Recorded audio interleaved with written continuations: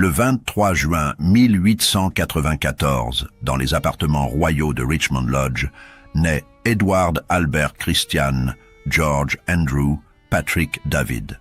Ce garçon, aux cheveux blonds et aux yeux bleus, deviendra le souverain le plus controversé de l'histoire britannique moderne.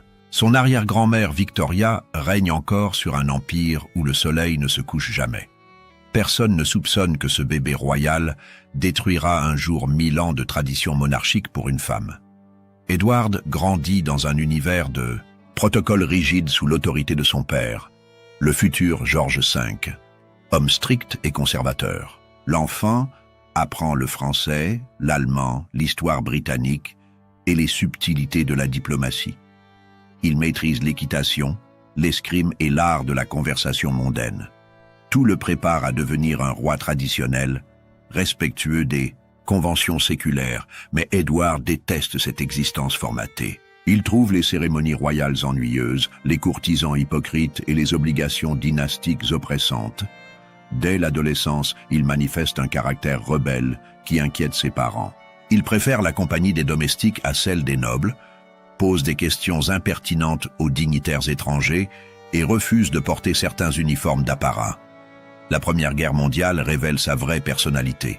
Malgré l'opposition acharnée de ses parents qui redoutent pour sa sécurité, Édouard insiste pour rejoindre le front français. Commissionné lieutenant dans les Grenadier Guards, il découvre l'horreur des tranchées, la réalité de la mort et l'absurdité de la guerre moderne. Cette expérience le transforme profondément. Il revient du front avec une vision révolutionnaire de la monarchie. Édouard veut moderniser l'institution, la rapprocher du peuple, abolir certains protocoles archaïques. Ses tournées dans l'Empire britannique deviennent triomphales. Il serre des mains qu'un prince ne devrait pas serrer, visite des usines, discute avec des ouvriers. Sa popularité explose, mais sa famille s'inquiète de ses méthodes peu orthodoxes. Parallèlement, Édouard développe une vie sentimentale qui scandalise la cour. Il refuse catégoriquement d'épouser une princesse européenne selon la tradition. À la place, il enchaîne les liaisons avec des femmes mariées, toutes plus âgées que lui et issues de la haute bourgeoisie. Lady Rosemary Leveson Gower d'abord, puis Freda Dudley Ward, qui devient sa maîtresse officielle pendant 15 longues années. Ces relations bouleversent l'étiquette royale. Édouard emmène ouvertement ses maîtresses aux réceptions officielles, les installe dans des loges royales à l'opéra, leur offre des bijoux somptueux. Ses parents, horrifiés, multiplient les remontrances. Ils organisent même des voyages forcés pour l'éloigner de Londres et de ses mauvaises fréquentations. Rien n'y fait. En 1930, à 36 ans, Édouard reste célibataire et donne l'impression de ne jamais vouloir se marier. Cette situation préoccupe gravement le gouvernement britannique. L'héritier du trône doit assurer la succession dynastique. Ses aventures avec des femmes mariées ternissent l'image de la monarchie. Certains ministres commencent à s'interroger sur son aptitude à régner. À 3000 km de Londres, dans la bourgeoisie de Baltimore, grandit celle qui va provoquer la plus grande crise constitutionnelle de l'histoire britannique moderne. Wallis Warfield voit le jour le 19 juin 1896 dans des circonstances déjà sulfureuses. Ses parents, Alice Montague et Tickle Wallis Warfield, se marient précipitamment pour éviter le scandale d'une naissance illégitime. Le père de Wallis, rongé par la tuberculose, meurt quand elle n'a que 4 mois. Sa mère, veuve et sans ressources, dépend entièrement de la charité familiale. C'est l'oncle Sol, Solomon Davis Warfield, qui sauve la situation. Cet homme d'affaires impitoyable, célibataire endurci, dirige un empire commercial incluant les chemins de fer, les postes et plusieurs manufactures. Sa fortune s'élève à 3 millions de dollars, somme colossale pour l'époque. Solomon accepte de financer l'éducation de sa nièce à une condition, qu'elle épouse un homme riche et respectable. Cette épée de Damoclès financière forge chez Wallis une détermination féroce et une obsession permanente pour la sécurité matérielle. Elle comprend très tôt que sa beauté et son intelligence constituent ses seules armes pour échapper à la pauvreté. L'Oldfield School, établissement le plus cher de l'État du Maryland, transforme cet enfant de la classe moyenne en parfaite dame de la société. Wallis y excelle dans toutes les matières, apprend le français et l'allemand, mais surtout développe un charme redoutable et une capacité de manipulation qui impressionne ses professeurs. Ses camarades la décrivent comme brillante, spirituelle, mais aussi impitoyablement calculatrice. À sa sortie en 1914, Wallis a un objectif unique, dénicher un mari fortuné. Sa tante Lélia l'introduit dans les salons de Washington et Baltimore. La jeune femme multiplie les conquêtes, collectionne les soupirants, mais refuse plusieurs demandes en mariage qui ne correspondent pas à ses ambitions financières. Elle attend le candidat idéal. En avril 1916, lors d'un séjour chez des cousins en Floride, elle rencontre Earl Winfield Spencer Jr. Cet officier de marine, pionnier de l'aéronavale américaine, semble parfait. Il est séduisant, décoré, promis selon toute apparence à une carrière brillante. Wallis l'épouse le 8 novembre 1916, convaincu d'avoir trouvé la sécurité tant recherchée. Le mariage tourne rapidement au cauchemar. Spencer se révèle alcoolique violent et coureur invétéré. Pire encore, quand il est muté en Extrême-Orient, Wallis découvre qu'il travaille aussi comme agent secret et entretient de nombreuses maîtresses chinoises. Loin de se résigner, elle décide de prendre sa revanche. Pendant leur séjour, à Hong Kong et Pékin, Wallis mène une vie dissolue qui fait scandale dans la communauté occidentale. Elle multiplie les aventures, fréquente des établissements louches et, selon certains témoignages jamais confirmés, apprend des techniques de massage érotique auprès de professionnels locaux. Ces rumeurs la poursuivront toute sa vie. Le couple divorce en 1927 dans un climat de scandale absolu. Wallis, désormais marqué par l'échec de son premier mariage, développe une méfiance profonde envers les hommes et une détermination encore plus forte à contrôler sa destinée. Elle refuse catégoriquement de retourner vivre chez sa mère à Baltimore et cherche activement un nouveau protecteur. Le salut arrive sous la forme d'Ernest Simpson, courtier maritime britannique-américain rencontré à New York. Cet homme de 31 ans dirige l'entreprise familiale Simpson, Spence & Young, spécialisée dans le transport maritime international. Il possède la double nationalité, parle parfaitement français et allemand, évolue dans les milieux d'affaires londoniens. Pour Wallis, il représente l'opportunité rêvée. Ernest Simpson n'est pas particulièrement séduisant, mais il offre la respectabilité et la sécurité financière. Wallis calcule froidement les avantages de cette union. Épouser Simpson lui donnerait accès à la haute société londonienne, infiniment plus prestigieuse que les cercles américains. Elle pourrait enfin réaliser ses ambitions mondaines les plus folles. Le mariage a lieu le 21 juillet 1928 à Londres, dans la plus stricte intimité. Wallis s'installe immédiatement dans son nouveau rôle d'épouse de businessman prospère. Le couple emménage dans un élégant appartement de Bryanston Court, engage des domestiques et commence à recevoir régulièrement. Wallis révèle des talents exceptionnels de maîtresse de maison. Mais elle ne se contente pas de ce rôle traditionnel. Wallis étudie minutieusement la société londonienne, identifie les personnalités influentes, repère les opportunités d'ascension sociale. Elle comprend rapidement que la clé du succès réside dans les relations avec l'aristocratie et, si possible, avec la famille royale elle-même. Ernest Simpson, absorbé par ses affaires, laisse sa femme organiser leur vie sociale. Wallis en profite pour tisser méthodiquement un réseau de relations utiles. Elle cultive l'amitié de Lady Emerald Cunard, influente hostesse américaine, installée à Londres, fréquente les salons de Mayfair et multiplie les mondanités. La chance sourit aux audacieux. Par l'intermédiaire d'amis communs, les Simpson entrent dans l'orbite de Lady Thelma Furness, maîtresse en titre du prince de Galles depuis 1930. Cette mondaine américaine, mariée à un vicomte, britannique pour la respectabilité, organise de somptueux week-ends dans sa propriété de campagne. Elle y reçoit le gratin de l'aristocratie britannique et, bien sûr, son royal amant. Wallis comprend immédiatement l'opportunité extraordinaire qui s'offre à elle. Approcher le prince de Galles, futur roi d'Angleterre, représente le summum de l'ascension sociale. Elle met au point une stratégie subtile pour se faire remarquer sans paraître trop empressée. Son plan va dépasser ses espérances les plus folles. Le 10 janvier 1931, par un froid week-end d'hiver, Lady Furness organise une partie de chasse dans sa propriété de Borough Court, près de Melton Mowbray, dans le Leicestershire. Edward, prince de Galles, accompagné de son frère George, figure sur la liste des invités prestigieux. Les Simpson sont également conviés, Ernest pour ses relations d'affaires et Wallis pour compléter l'assemblée féminine. Quand Wallis aperçoit pour la première fois le futur roi d'Angleterre, elle ressent un mélange de déception et d'intérêt. Edward a 36 ans, mesure à peine 1,70 m et souffre visiblement de complexes physiques. Ses cheveux blonds se raréfient, son visage juvénile contraste avec son âge. Mais ses yeux bleus pétillent d'intelligence et son charme naturel compense largement ses défauts physiques. La première conversation entre Wallis et Edward révèle immédiatement leurs personnalités antagonistes. Le prince, habitué aux courtisans serviles, tente de faire de l'humour en demandant à l'américaine si le chauffage central de son pays lui manque par ce temps glacial.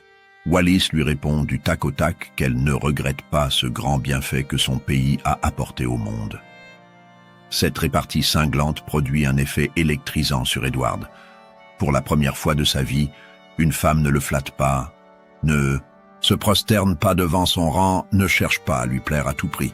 Au contraire, Wallis le traite d'égal à égal, voire avec une pointe de condescendance qui l'intrigue et l'excite. Le reste du week-end confirme cette première impression. Wallis ne modifie pas son comportement en présence du prince. Elle participe aux conversations sans déférence particulière, critique ouvertement certains aspects de la société britannique, raconte des anecdotes sur l'Amérique avec un détachement amusé. Edward, fasciné par cette attitude inédite, passe de plus en plus de temps en sa compagnie. Ernest Simpson, loin d'être jaloux, encourage ces échanges. Il comprend l'intérêt commercial considérable de ses relations royales pour ses affaires. De plus, sa femme semble simplement faire preuve de l'esprit américain traditionnel, sans arrière-pensée romantique. Erreur fatale de jugement qui lui coûtera très cher. Les mois qui suivent voient naître une relation complexe et ambiguë. Edward invite régulièrement les Simpson à ses réceptions, mais s'intéresse apparemment davantage à Ernest qu'à Wallis. Les deux hommes discutent longuement d'affaires, de politique internationale, de voyages. Wallis reste souvent en retrait, observant, étudiant, préparant sa stratégie. Cette phase d'approche dure plus de 3 ans. Edward apprécie la compagnie du couple Simpson, mais considère Wallis comme une amie spirituelle, rien de plus. Elle-même ne semble pas particulièrement attirée par ce prince fragile et indécis. Tout change brutalement en février 1934. Lady Furness commet l'erreur de sa vie en février 1934. Elle décide de partir plusieurs semaines aux États-Unis pour régler des affaires familiales. Avant son départ, elle demande innocemment à Wallis de veiller sur le prince pendant son absence. Cette requête apparemment anodine déclenche la catastrophe. Wallis saisit immédiatement l'opportunité historique qui s'offre à elle. Sans la présence de sa maîtresse officielle, Edward se retrouve seul et vulnérable. Wallis met en œuvre tous ses talents de séductrice pour le conquérir définitivement. Elle abandonne sa retenue habituelle et déploie un charme dévastateur. La transformation est spectaculaire. Wallis écoute Edward avec une attention passionnée, le conseille sur ses problèmes personnels, le rassure sur ses angoisses concernant son futur rôle de roi. Plus troublant encore, elle n'hésite pas à critiquer certaines de ses décisions, chose qu'aucune femme n'a jamais osé faire auparavant. Cette résistance intellectuelle fascine Edward. Habitué aux femmes soumises qui approuvent tous ses caprices, il découvre avec Wallis une personnalité forte qui lui tient tête. Elle refuse de jouer le rôle de la maîtresse énamourée, préfère celui de la conseillère influente. Cette stratégie s'avère redoutablement efficace. Ernest Simpson facilite inconsciemment cette évolution. Il s'absente de plus en plus souvent pour ses affaires, laisse sa femme seule avec le prince, sans manifester la moindre inquiétude. Certains historiens y voient un calcul cynique. Les commandes royales font prospérer son entreprise. D'autres pensent qu'il sous-estime complètement les capacités de séduction de Wallis. Quand Lady Furness revient d'Amérique en mars 1934, elle comprend immédiatement que tout a basculé. Un seul week-end à Fort Belvedere, lui, suffit pour constater l'évidence. Edward et Wallis affichent une complicité troublante, échangent des regards entendus, semblent partager des secrets intimes. La maîtresse officielle vient d'être supplantée. La confrontation entre les deux femmes reste dans les annales. Je me suis rendu compte que Wallis s'en était occupé excessivement bien, écrira plus tard Lady Furness. Le regard glacial et triomphant que lui lance Wallis achève de la convaincre. Elle vient de perdre le prince de Galles au profit d'une aventurière américaine infiniment plus redoutable qu'elle. Edward rompt brutalement avec Lady Furness sans même lui accorder une explication. Cette femme qui a partagé sa vie pendant 4 ans disparaît du jour au lendemain de son existence. Wallis Simpson devient officiellement la nouvelle maîtresse du futur roi d'Angleterre. Mais contrairement à ses prédécesseurs, elle ne se contente pas de ce rôle subalterne. L'été 1934 marque l'apogée de l'influence de Wallis sur Edward. Pendant qu'Ernest voyage aux États-Unis pour développer ses affaires, elle accompagne le prince dans ses vacances européennes. Ils visitent Biarritz, font une croisière le long des côtes espagnoles et portugaises, s'affichent ouvertement comme un couple devant les photographes internationaux. C'est lors de ce voyage que Wallis reçoit son premier cadeau princier, une breloque en émeraude et diamant pour son bracelet. Ce bijou somptueux symbolise sa nouvelle position. Elle n'est plus seulement une maîtresse parmi d'autres, mais la femme du prince de Galles. Cette distinction change radicalement la donne politique. Wallis s'installe progressivement dans la vie d'Edward avec une détermination méthodique. Elle réorganise ses appartements de York House et de Fort Belvedere, choisit ses vêtements, influence ses décisions politiques. Le prince, ravi de cette prise en charge, lui délègue de plus en plus de responsabilités dans sa vie privée et publique. Cette ingérence inquiète rapidement l'entourage royal. Les courtisans constatent avec effroi qu'une Américaine divorcée dicte sa conduite au futur roi d'Angleterre. Wallis assiste aux réunions importantes, lit la correspondance officielle, donne son avis sur les nominations. Son influence dépasse largement le cadre sentimental. George V et la reine Mary, parents d'Edward, tentent vainement d'intervenir. Ils convoquent leur fils pour des entretiens dramatiques, lui rappellent ses devoirs dynastiques, exigent qu'il rompe avec cette femme inappropriée. Edward refuse catégoriquement et menace même de renoncer à la succession si on l'oblige à abandonner Wallis. La situation devient encore plus explosive quand Wallis commence à recevoir des cadeaux somptueux. Edward lui offre des bijoux d'une valeur considérable, colliers de perles, bagues de diamants, bracelets d'émeraude. Ces présents, dignes d'une reine, signalent clairement ses intentions matrimoniales futures. Parallèlement, Ernest Simpson assiste à la désintégration de son mariage avec une résignation troublante. Sa femme ne cache plus sa liaison, rentre tard le soir, s'absente des journées entières. Leur relation conjugale cesse complètement. Ernest continue pourtant à faire bonne figure, espérant peut-être sauver les apparences et préserver ses intérêts commerciaux. Cette situation ubuesque dure près de 2 ans. Wallis mène une double vie, officiellement mariée à Ernest mais vivant pratiquement avec Edward. Elle organise des dîners où les 3 hommes, mari, amant et invités, coexistant dans une atmosphère surréaliste. Cette hypocrisie ne peut durer indéfiniment. En janvier 1936, la mort de George V précipite les événements. Edward monte sur le trône sous le nom d'Édouard VIII et dispose désormais du pouvoir royal absolu. Wallis comprend que l'heure de vérité approche. Elle doit choisir entre rester l'épouse d'un courtier maritime ou devenir la reine d'Angleterre. L'accession d'Édouard au trône le 20 janvier 1936 aurait dû marquer le début d'un règne traditionnel. À la place, elle déclenche immédiatement une série de scandales qui ébranlent la monarchie britannique. Le premier geste du nouveau roi révèle ses véritables priorités et choque profondément l'establishment.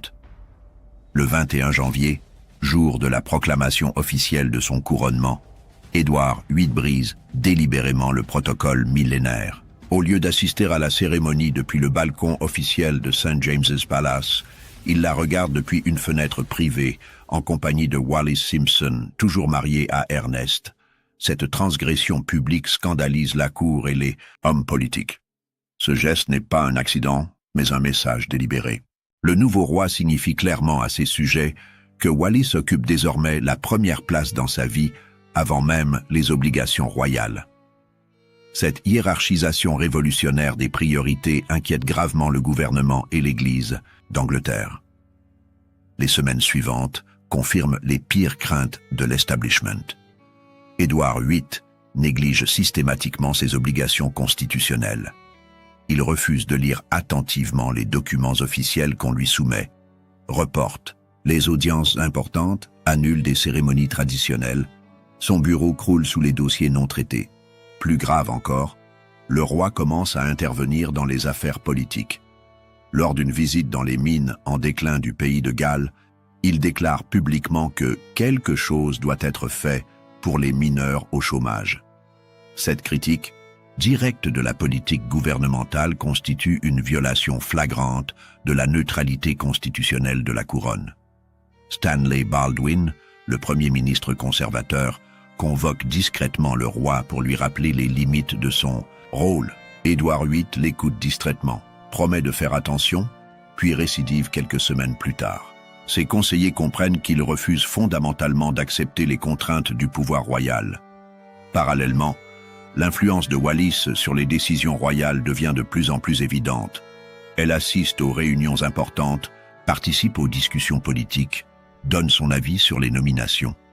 Les ministres deviennent réticents à envoyer des documents confidentiels à Fort Belvedere, craignant qu'une étrangère puisse avoir accès à des informations sensibles. L'été 1936 marque l'apogée du scandale. Édouard VIII et Wallis partent en croisière méditerranéenne à bord du yacht royal Nalin. Ils s'affichent ouvertement comme un couple marié, posent ensemble pour les photographes, visitent des sites historiques bras dessus, bras dessous.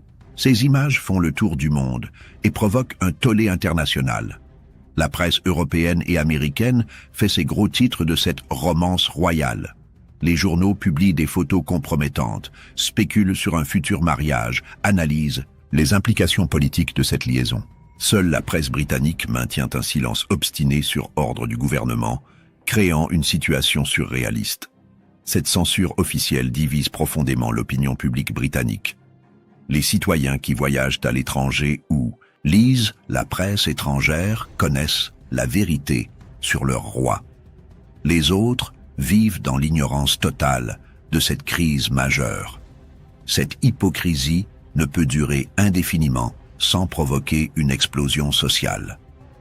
En octobre 1936, Wallis Simpson franchit le point de non-retour. Elle entame officiellement une procédure de divorce contre Ernest devant le tribunal d'Ipswich. Cette démarche publique révèle au grand jour les intentions matrimoniales du roi. Plus aucun doute n'est possible. Édouard VIII veut épouser cette femme dès qu'elle sera libre. La procédure de divorce de Wallis Simpson déclenche immédiatement la plus grave crise constitutionnelle de l'histoire britannique moderne. Stanley Baldwin comprend qu'il doit agir rapidement pour sauver la monarchie et préserver la stabilité de l'Empire. Le 20 octobre 1936, il demande une audience privée urgente au roi. L'entretien qui se déroule à Fort Belvedere entre le Premier ministre conservateur et le souverain le plus rebelle de l'histoire britannique détermine l'avenir de la couronne. Baldwin, homme politique expérimenté et défenseur des valeurs traditionnelles, affronte un roi obsédé par sa maîtresse et prêt à tout sacrifier pour elle. Le Premier ministre expose brutalement la situation. Le peuple britannique n'acceptera jamais comme reine une femme ayant divorcé 2 fois et comptant 2 ex-maris encore vivants. L'Église d'Angleterre, dont le roi est le chef suprême depuis Henri VIII, s'oppose formellement au remariage de Byzanti Dizier, Personne divorcé si leurs anciens conjoints vivent toujours. Plus grave encore, les gouvernements des dominions autonomes, Canada, Australie, Afrique du Sud, Nouvelle-Zélande, font savoir leur opposition catégorique à cette union. Ces pays, qui reconnaissent le roi britannique comme leur souverain, menacent de rompre leurs liens avec la couronne si le mariage a lieu. L'unité de l'Empire est en jeu. Édouard VIII refuse catégoriquement de céder. Le 16 novembre, il convoque Baldwin au palais de Buckingham et lui annonce formellement son intention d'épouser Wallis Simpson, que ses ministres l'approuvent ou non. Si le gouvernement s'oppose à ce mariage, il préfère abdiquer plutôt que de renoncer à la femme qu'il aime. Cette déclaration provoque une onde de choc dans les cercles politiques. Jamais un souverain britannique n'a ouvertement défié son gouvernement et menacé d'abandonner le trône. La Constitution britannique ne prévoit pas cette situation exceptionnelle. Les juristes s'interrogent sur les procédures à suivre en cas d'abdication volontaire. Baldwin tente un dernier compromis pour éviter la catastrophe. Il propose un mariage morganatique inspiré des traditions germaniques. Édouard VIII resterait roi, mais Wallis ne deviendrait pas reine. Elle porterait un titre de rang inférieur et leurs éventuels enfants ne pourraient prétendre à la succession.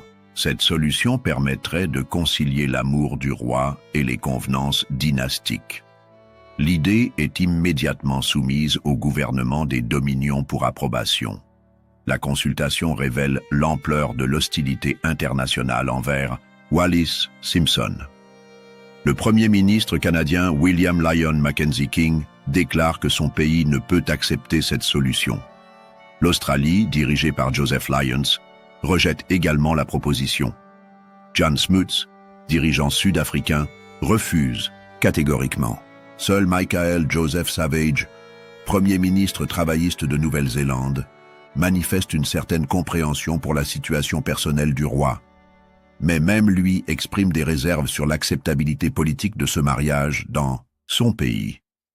L'unanimité des dominions condamne définitivement les projets matrimoniaux d'Édouard VIII. Winston Churchill, alors simple député sans portefeuille ministériel, tente courageusement de soutenir son roi. Il organise un parti du roi informel, rassemble quelques parlementaires favorables au mariage royal, lance une campagne médiatique discrète. Mais ses efforts restent marginaux face à l'hostilité générale de l'establishment politique et religieux.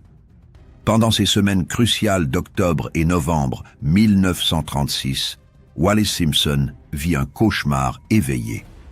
Contrairement à la légende romantique qui présente une femme éperdument amoureuse prête à tout pour son roi, la réalité révèle une femme paniquée qui réalise enfin les conséquences catastrophiques de son ambition.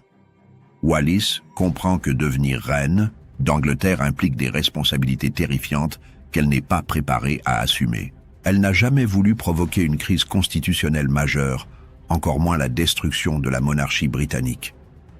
Son objectif était d'obtenir une position sociale prestigieuse, pas de bouleverser l'histoire.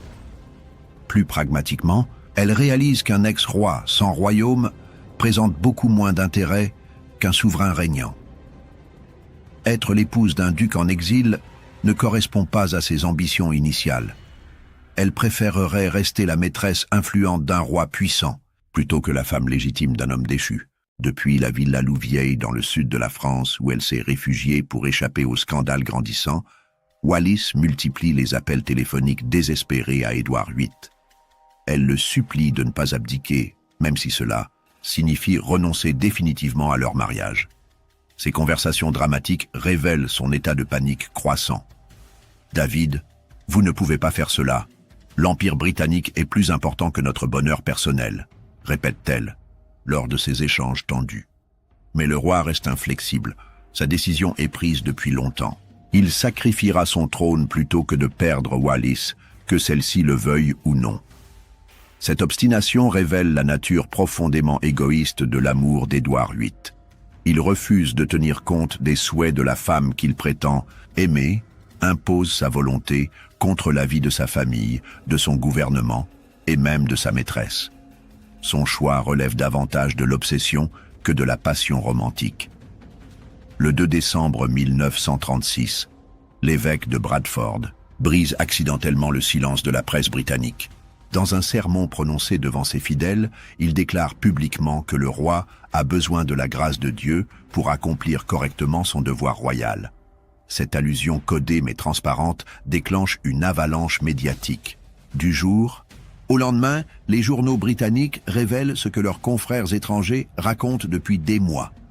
Les gros titres évoquent la crise du roi, analysent les implications constitutionnelles de ses projets matrimoniaux, spéculent sur une possible abdication.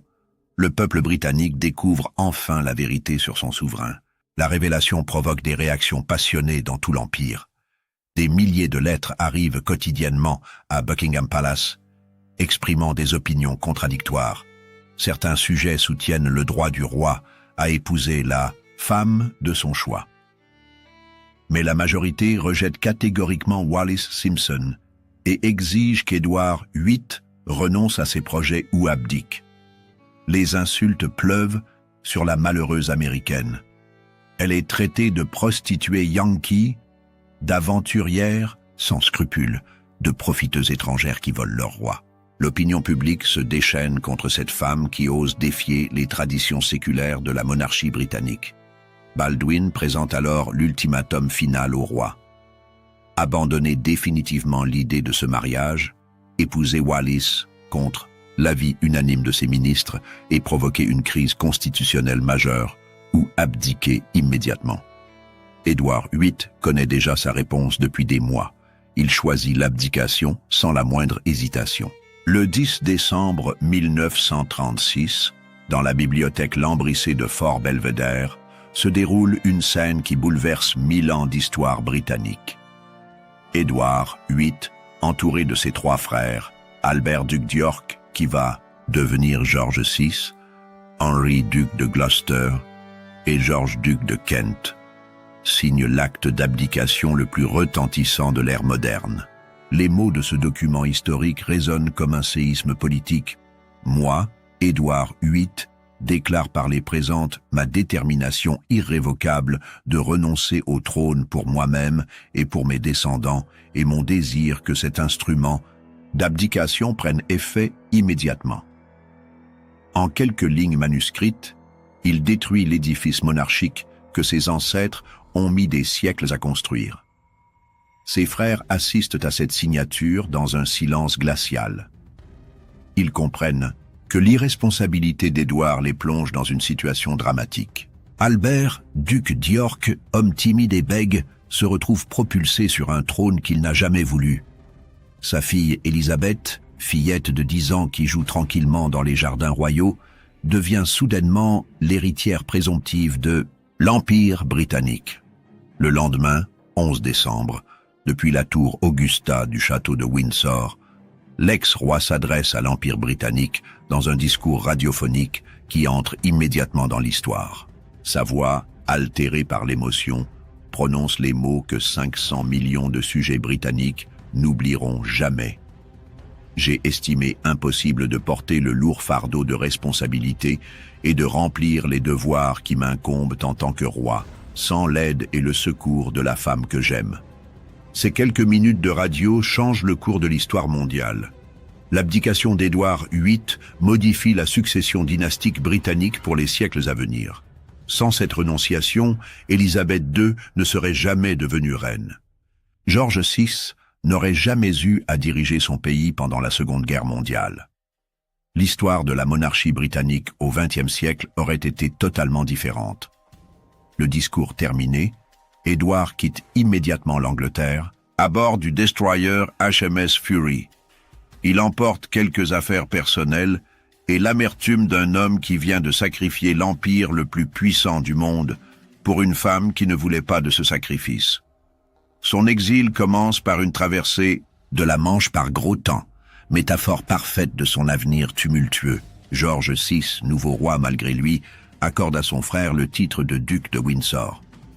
Mais il refuse catégoriquement d'attribuer à Wallis le rang d'altesse royale auquel elle aurait droit comme épouse ducale. Cette humiliation délibérée poursuivra le couple jusqu'à la mort d'Édouard, en 1972. Le prix de l'amour inclut l'exclusion définitive de la famille royale. Pendant que les journaux du monde entier racontent cette abdication historique, Édouard et Wallis vivent séparément dans une attente qui révèle la vraie nature de leur relation. Le duc s'installe au château d'Enzesfeld en Autriche, chez le baron Eugen de Rothschild. Wallis reste en France dans sa villa méditerranéenne, attendant que son divorce soit définitivement prononcé. Ces mois de séparation forcée montrent un couple bien différent de la légende romantique. Leur correspondance, rendue publique des décennies plus tard, révèle une femme déçue et un homme obsessionnel. Wallis écrit régulièrement à son ex-mari Ernest Simpson, se plaignant de sa situation et exprimant des regrets sur ses choix passés. Plus révélateur encore, elle surnomme Édouard Peter Pan dans ses lettres privées, comparaison cruelle qui trahit sa perception réelle de cet homme. Elle le voit comme un enfant capricieux vivant dans un monde imaginaire, incapable d'affronter les réalités de l'existence. Cette lucidité tardive arrive malheureusement trop tard pour changer quoi que ce soit. Édouard, de son côté, bombarde Wallis de lettres passionnées qui révèlent davantage une obsession maladive qu'un amour mature. Il refuse d'entendre ses doutes, minimise ses regrets, insiste sur leur bonheur futur. Cette surdité sentimentale caractérise leur relation depuis le début et explique en partie la catastrophe qui s'est abattue sur eux. L'attitude des anciens amis du couple révèle l'ampleur de leur chute sociale. Les aristocrates qui les courtisaient, quand Édouard était roi, les abandonnent brutalement après l'abdication. Lady Emerald Cunard, qui organisait des dîners somptueux en leur honneur, refuse désormais de les recevoir.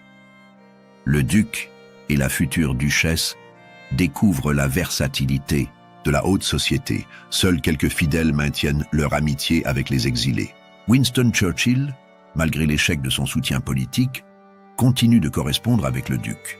Quelques aristocrates marginaux acceptent encore de les fréquenter, mais ces soutiens isolés ne compensent pas l'immense solitude qui s'abat sur le couple déchu. Le 3 mai 1937, le divorce de Wallis est enfin prononcé.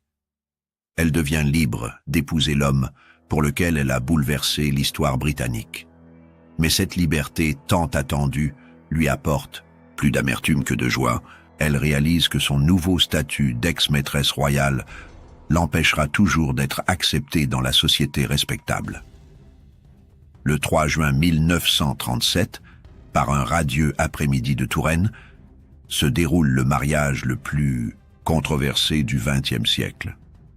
Le château de Candé, somptueuse demeure Renaissance appartenant à l'industriel franco-américain Charles Bedeau, accueille cette cérémonie qui passionne le monde entier, tout en scandalise l'establishment britannique. L'absence de la famille royale britannique transforme cette union en enterrement social. Aucun membre de la dynastie Windsor n'assiste au mariage de celui qui était roi 5 mois plus tôt. Cette exclusion délibérée souligne l'ampleur de la rupture entre Édouard et sa famille. 16 invités seulement sont présents, principalement des amis français et américains. Wallis porte une robe de soie bleu Wallis, teinte spécialement créée par le couturier Minbocher pour s'harmoniser avec ses yeux. Cette couleur, devenue célèbre dans le monde entier, symbolise paradoxalement l'élégance et l'exclusion. La mariée n'a jamais été aussi belle ni aussi isolée socialement. La cérémonie, célébrée par le révérend Robert Anderson Jardine, se déroule dans une atmosphère de tristesse contenue. Ce pasteur anglican, venu spécialement d'Angleterre pour officier, sera par la suite sanctionné par sa hiérarchie pour avoir uni un couple réprouvé par l'Église. Son geste courageux lui coûtera sa carrière ecclésiastique. Les vœux échangés sonnent creux dans le salon du château. Édouard promet fidélité à une femme qui a déjà montré sa capacité de manipulation. Wallis jure amour à un homme qu'elle appelle Peter Pan en privé. Ce mariage, qui devait consacrer le plus grand amour du siècle, révèle plutôt l'union de deux solitudes incompatibles. Charles Bedeau, leur hôte, organise une réception somptueuse mais tendue. Les invités, Gêné par la situation, multiplie les conversations superficielles pour éviter les sujets sensibles. L'atmosphère festive ne parvient pas à masquer le malaise général qui entoure cette union maudite. Le couple grave symboliquement ses signatures dans le bois de la bibliothèque. Dernier geste de cette journée mémorable. À 18h25, leur limousine quitte définitivement le domaine pour les emmener vers leur nouvelle existence d'exilés dorés. Ils ne reviendront jamais à Candé, lieu de leur triomphe apparent et de leur véritable défaite. La lune de miel en Italie marque le début d'une existence paradoxale, faite de luxe matériel et de vide existentiel. Le duc et la duchesse de Windsor s'installent dans un train de vie somptueux, financé par les revenus que George VI verse discrètement à son frère, mais leur vie n'a plus aucun sens politique ou social. Cette oisiveté dorée les rend vulnérables aux influences les plus dangereuses. En octobre 1937, Charles Bedeau leur propose un voyage en Allemagne officiellement privé, mais en réalité organisé par les autorités nazies. Ce déplacement controversé révèle l'aveuglement politique du couple et leur susceptibilité à la flatterie. Adolf Hitler, fin psychologue des faiblesses humaines, comprend immédiatement le parti qu'il peut tirer de ces aristocrates en disgrâce. Il les reçoit dans son nid d'aigle de Berchtesgaden avec tous les honneurs dus à des souverains, leur offrant la reconnaissance officielle que leur refuse obstinément leur propre famille. Les photographies de cette rencontre font scandale dans le monde entier. On y voit le duc serrer chaleureusement la main du Führer, la duchesse sourire aux dignitaires du Reich, le couple visiter complaisamment les réalisations du régime nazi. Ces images compromettantes poursuivront leur réputation jusqu'à leur mort. Les services secrets britanniques surveillent désormais étroitement leurs activités. Wallis est soupçonné d'entretenir une liaison avec Joachim von Ribbentrop, ministre des Affaires étrangères allemand et ancien ambassadeur à Londres. Cette relation, jamais formellement prouvée mais largement commentée, alimente les théories sur un réseau d'espionnage aristocratique. Quand la guerre éclate en septembre 1939, la situation devient critique pour la sécurité britannique. Les Allemands progressent rapidement vers Paris, où réside le couple. Les services de renseignement nazis auraient élaboré l'opération Willy pour utiliser le duc comme roi fantoche d'une Grande-Bretagne occupée. Winston Churchill, devenu Premier ministre, neutralise cette menace en nommant précipitamment le duc gouverneur des Bahamas. Ce poste décoratif mais lointain éloigne efficacement le couple des centres de décision européens. Leur exil tropical préserve la sécurité nationale britannique tout en sauvant les apparences dynastiques. Les années de guerre aux Bahamas révèlent l'inadaptation fondamentale du couple aux responsabilités réelles. Le duc se révèle un administrateur médiocre, plus intéressé par les réceptions mondaines que par la gestion coloniale. La duchesse, frustrée par cet exil tropical, multiplie les caprices et les exigences protocolaires. Cette période caraïbéenne marque l'effondrement définitif de leurs illusions. Édouard comprend qu'il ne retrouvera jamais un rôle politique significatif. Wallis réalise que son titre ducal ne lui apportera jamais la reconnaissance sociale espérée. Leur amour légendaire se transforme progressivement en cohabitation aigrie. L'après-guerre voit le couple s'installer définitivement à Paris, dans un somptueux hôtel particulier, proche du bois de Boulogne. Cette demeure, mise à leur disposition par la municipalité française, devient le théâtre d'une existence paradoxale mêlant luxe inouï et insignifiance politique absolue. Wallis se transforme en icône de mode pour compenser sa marginalisation sociale. Elle collectionne obsessionnellement les bijoux Cartier, porte exclusivement les créations des plus grands couturiers, pose régulièrement pour les magazines de mode internationaux. Cette femme jadis intelligente et ambitieuse devient une poupée de luxe. Ses seules préoccupations concernent désormais ses toilettes, ses bijoux et ses réceptions.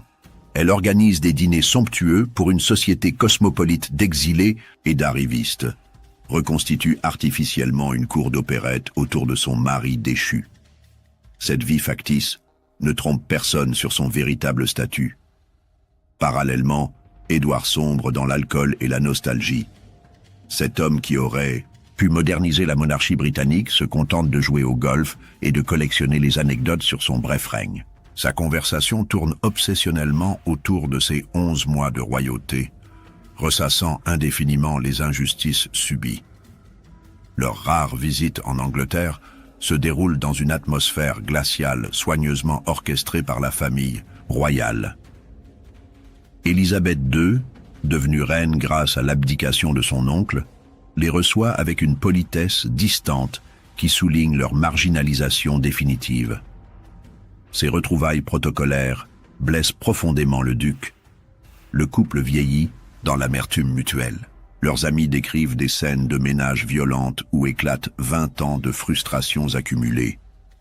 Édouard reproche à Wallis d'avoir gâché sa vie royale. Elle lui répond qu'elle n'a jamais demandé qu'il abdique. Ces disputes révèlent la fausseté de leur amour légendaire. Wallis prend discrètement des amants parmi les gigolos parisiens et les aristocrates désargentés. Édouard tolère ces infidélités pourvu qu'elles restent discrètes. Leur mariage, devenu purement conventionnel, survit uniquement grâce aux apparences et aux contraintes financières. Les décennies passent sans apporter la moindre réconciliation avec la famille royale britannique. George VI, puis Élisabeth II, maintiennent inflexiblement l'exclusion du couple. Cette quarantaine dynastique, initialement justifiée par des raisons constitutionnelles, devient une tradition familiale implacable. Le 28 mai 1972, Édouard s'éteint dans son lit parisien, rongé par un cancer de la gorge aggravé par des décennies de tabagisme et d'alcoolisme. Il a 77 ans et conserve jusqu'au bout le titre de duc de Windsor que lui a accordé son frère George VI. Sa mort marque la fin d'une époque et l'effacement définitif d'un règne avorté. Élisabeth II, malgré les tensions familiales persistantes, accorde à son oncle des funérailles royales à la chapelle Saint-Georges du château de Windsor. Cette ultime concession permet au duc d'être inhumé avec les honneurs dus à son rang de naissance, mais dans un secteur isolé du cimetière royal de Frogmore. Wallis, désormais veuve et seule, survit encore 14 années dans sa prison dorée parisienne. Elle sombre progressivement dans une sénilité qui l'isole définitivement du monde extérieur.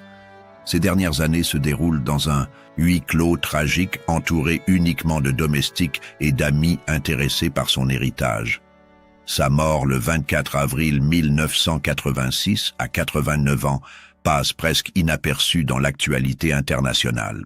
Cette femme qui a fait trembler l'Empire britannique finit ses jours comme une vieille dame aigrie, oubliée de tous. Son corps rejoint celui d'Édouard dans le cimetière de Frogmore, réunion posthume de deux solitudes incompatibles. Leur tombe, côte à côte mais significativement à l'écart du reste de la famille royale, symbolise parfaitement leur destinée commune, unie pour l'éternité, mais exclue à jamais de l'histoire officielle de la monarchie britannique. Cette séparation géographique perpétue, au-delà de la mort, leur marginalisation dynastique. L'héritage de Wallis, constitué principalement de bijoux et d'objets d'art, est vendu aux enchères publiques par ses héritiers américains. Cette dispersion mercantile de ses trésors illustre l'échec final de son ascension sociale. La femme qui rêvait de devenir reine d'Angleterre finit en lot de vente Sotheby's. L'histoire d'Édouard VIII et de Wallis Simpson dépasse largement le cadre d'une simple romance contrariée. Elle illustre parfaitement les contradictions entre désirs individuels et responsabilités collectives, entre modernité émancipatrice et tradition stabilisatrice, entre passion amoureuse et obligation dynastique. Cette abdication change irrémédiablement le cours de l'histoire britannique et mondiale. Sans la renonciation d'Édouard, Élisabeth II ne serait jamais montée sur le trône. George VI, homme timide et bègue, n'aurait jamais eu à diriger son peuple pendant la Seconde Guerre mondiale. La monarchie britannique contemporaine aurait eu un visage totalement différent. Plus profondément, cet épisode révèle les limites du pouvoir royal dans une démocratie moderne. Édouard VIII découvre brutalement qu'un roi constitutionnel ne peut imposer ses choix personnels contre l'opposition de son gouvernement et de son peuple. Sa défaite marque la victoire définitive du parlementarisme sur l'absolutisme monarchique. L'opinion publique reste divisée sur la nature véritable de cette relation. Certains y voient le plus grand amour du XXe siècle, sacrifice héroïque d'un roi pour sa passion. D'autres dénoncent la manipulation cynique d'un homme faible par une aventurière ambitieuse. La vérité mélange probablement ces deux interprétations. Édouard VIII reste le seul souverain britannique à avoir volontairement renoncé au trône depuis la période anglo-saxonne. Cette unicité historique souligne l'exceptionnalité de son geste, qu'on l'interprète comme courageux ou irresponsable. Son choix interroge encore aujourd'hui sur la hiérarchie entre bonheur personnel et devoir collectif. Au final, cette histoire extraordinaire nous questionne sur la nature profonde de l'amour, du pouvoir et du sacrifice. Édouard VIII. A-t-il eu raison de suivre son cœur au détriment de ses responsabilités? Sa décision relevait-elle du courage ou de l'égoïsme? La réponse dépend sans doute de la conception que chacun se fait des priorités existentielles et des obligations morales.